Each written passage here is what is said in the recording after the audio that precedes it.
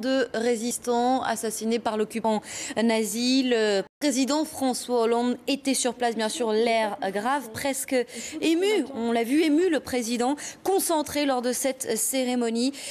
François Hollande qui a également confirmé le futur transfert au Panthéon de 4 figures de la résistance. On en sait un peu plus sur le moment de ce transfert. Ce sera en mai 2015. 2 femmes, 2 hommes.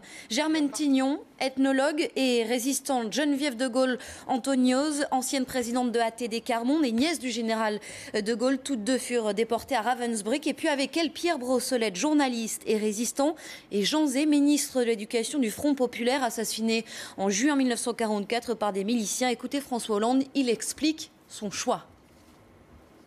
Germaine Tignon, Geneviève de Gaulle Anthonioz, Pierre Brossolette et Jean Zay.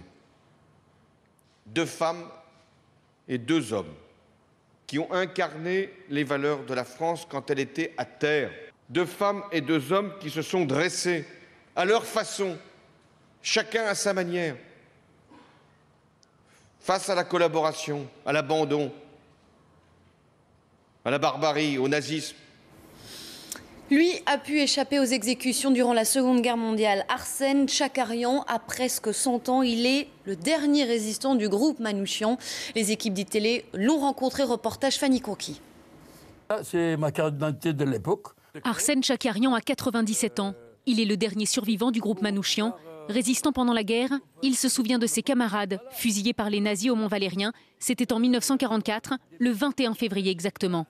Pendant ces 70 ans, chaque jour, je pensais à mes camarades. La propagande allemande utilise leurs photos pour illustrer l'affiche rouge. Ils ont choisi une dizaine. Une dizaine, c'est un petit mosaïque pour vous montrer que, voyez-vous, ce sont des bandits, etc. Mais cette affiche devient le symbole de la résistance. Au centre, Missak Manouchian, le chef du réseau. Alors que 4 résistants viennent d'être choisis pour entrer au Panthéon, pour cet ancien membre du groupe, son camarade Manouchian aurait pu lui aussi y avoir sa place. Je ne demandais peut-être pas jamais demandé, mais il méritait aussi peut-être le Panthéon. Depuis la fin de la guerre, Arsène Tchakarian entretient le devoir de mémoire et transmet son message aux jeunes générations.